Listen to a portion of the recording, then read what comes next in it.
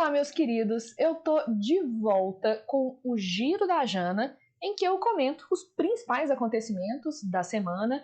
Em geral, também dou uma polemizada, porque eu não resisto, e em seguida o Janaflix, que sou eu indicando filmes e documentários, mas eventualmente citações, textos, livros, para compreender o que aconteceu na semana, melhorar o seu repertório sociocultural e incentivar uma visão mais crítica em relação ao mundo. Então, vem comigo, porque sextou fortemente.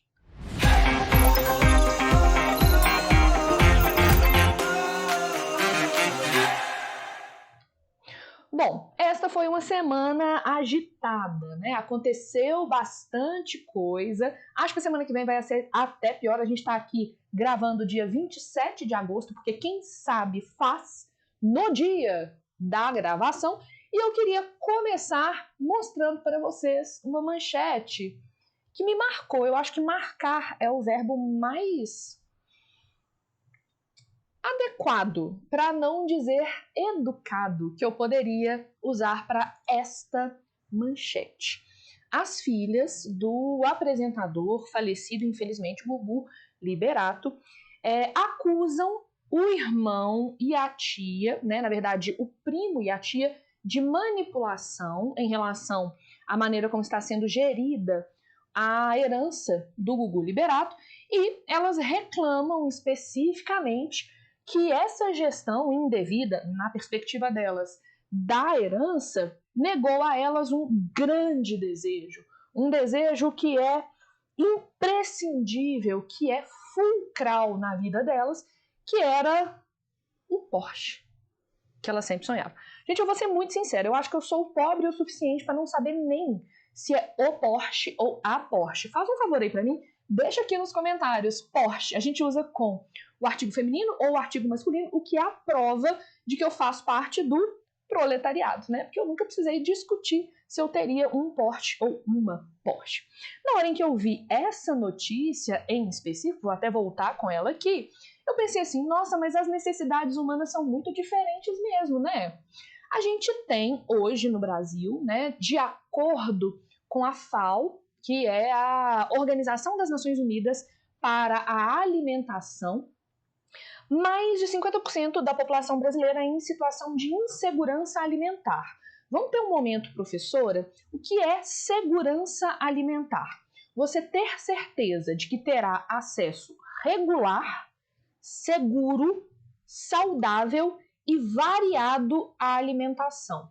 Mais de 50% da população brasileira não tem essas 4 certezas. Então são pessoas que estão se perguntando sobre o que vão comer no jantar, se haverá jantar no final das contas. Enquanto isso, as filhas do Gugu estão preocupadas com o Porsche, ou a Porsche, por favor, né, me ajudem, que elas não conseguiram adquirir ainda. E aí, na hora que eu vi essa notícia especificamente, eu me lembrei de um conceito que eu aprendi com o Rodrigo, que é meu esposo, que está até aqui me acompanhando nos bastidores, mas não, o Rodrigo não vai aparecer nos bastidores não, mas Rodrigo aqui foi a primeira pessoa que me falou desse conceito, né, que é a pirâmide de Maslow, que seria uma pirâmide que organizaria as necessidades humanas, das mais básicas, que estão lá na base da pirâmide, as necessidades fisiológicas,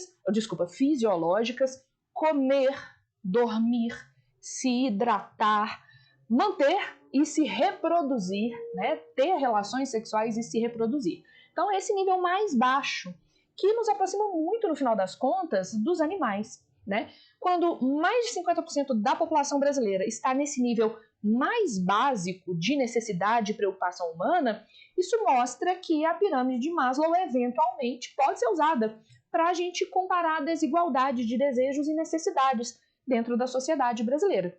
Mais de 50% da população brasileira está ali na base, necessidade fisiológica. E, eventualmente, Porsche, eu me perguntaria se não está lá no topo da pirâmide de Maslow, depois da autorrealização, eventualmente ter um Porsche ou uma Porsche é uma questão de status, que está além da autorrealização. Então a gente pode pensar o quanto que o acesso a direitos, a privilégios e a desejos no Brasil é muito desigual. Se você quiser pesquisar sobre isso, vamos lá, como é que se escreve? Olha, tem que focar, hein?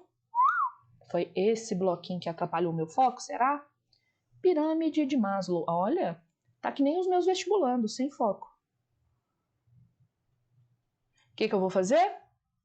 Quem sabe improvisa na gravação ao vivo. A gente abre aqui uma folhinha para escrever sobre isso. Então, nós estamos aqui conversando sobre a pirâmide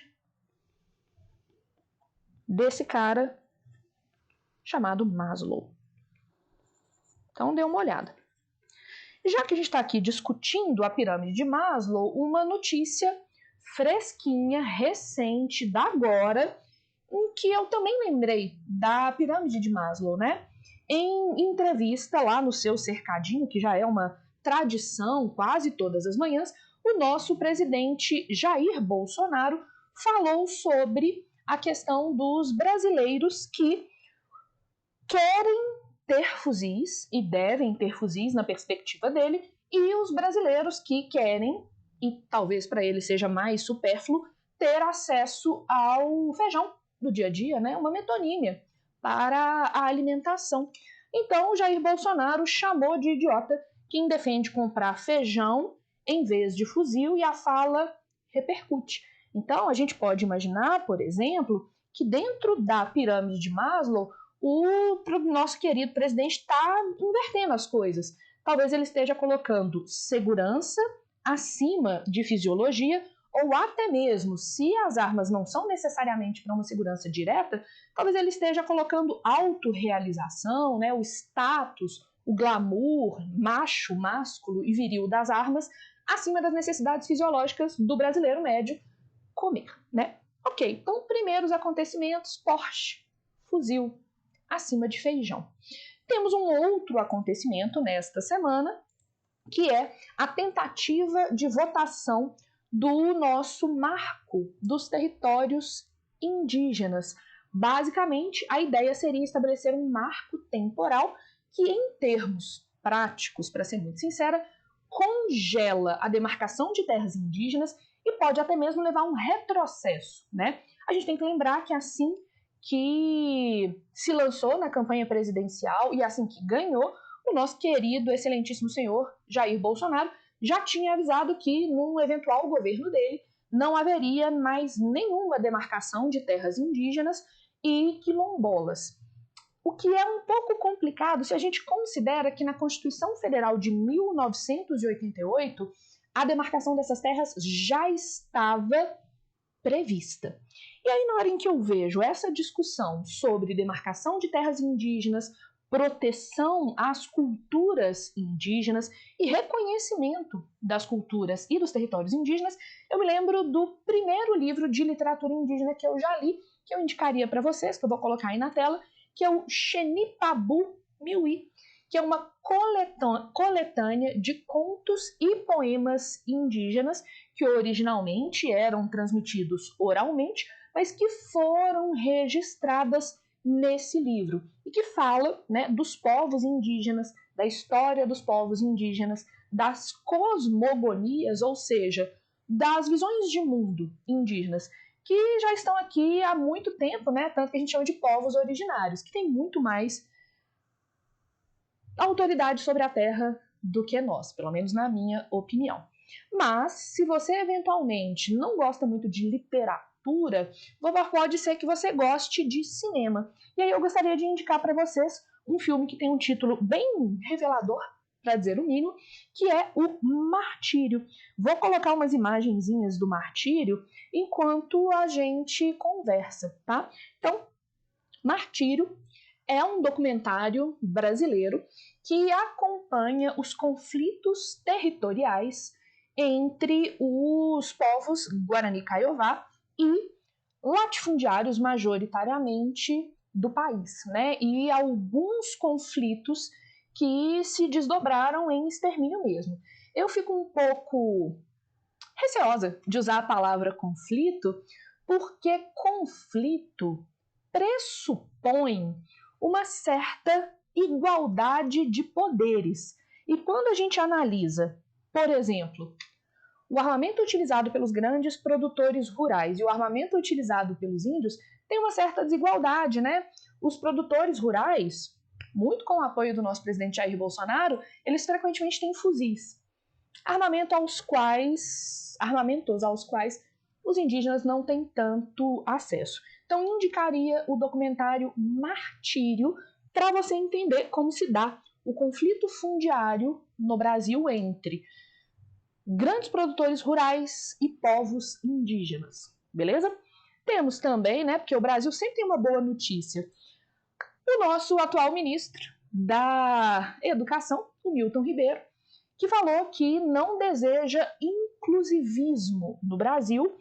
Acho estranho ele usar essa palavra, né, porque a gente tem a palavra inclusão das pessoas com deficiência.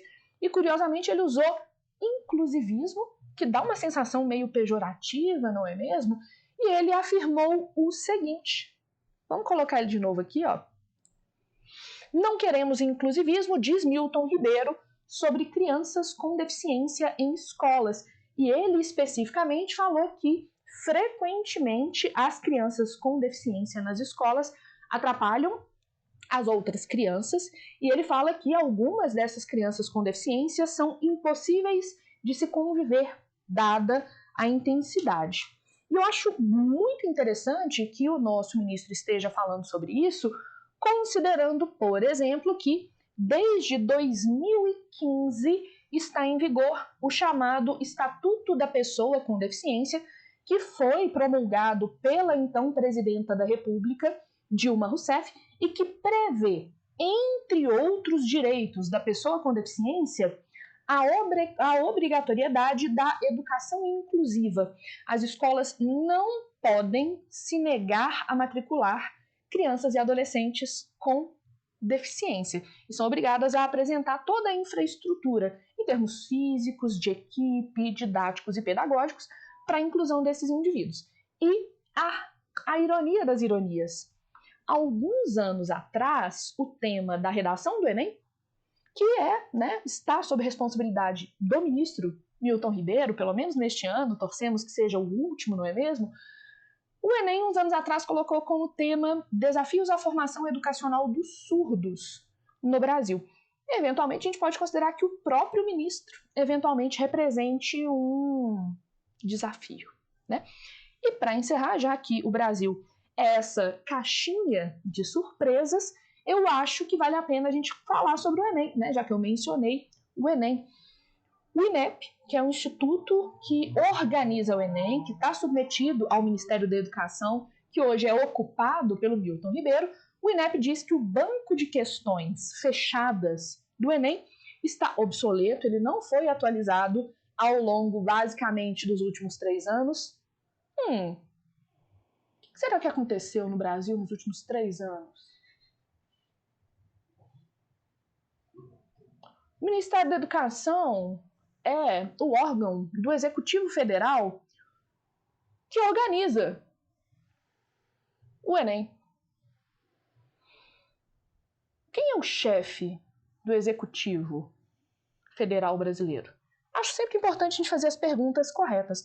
Mas aí, ó, nos últimos anos, esse banco de questões não foi atualizado e o diretor do INEP, que está submetido ao nosso querido Milton Ribeiro, pediu um estudo sobre a terceirização, que não seja o INEP diretamente que contrate e faça a gestão da elaboração desses itens, mas que se contrate uma empresa externa para fazer isso.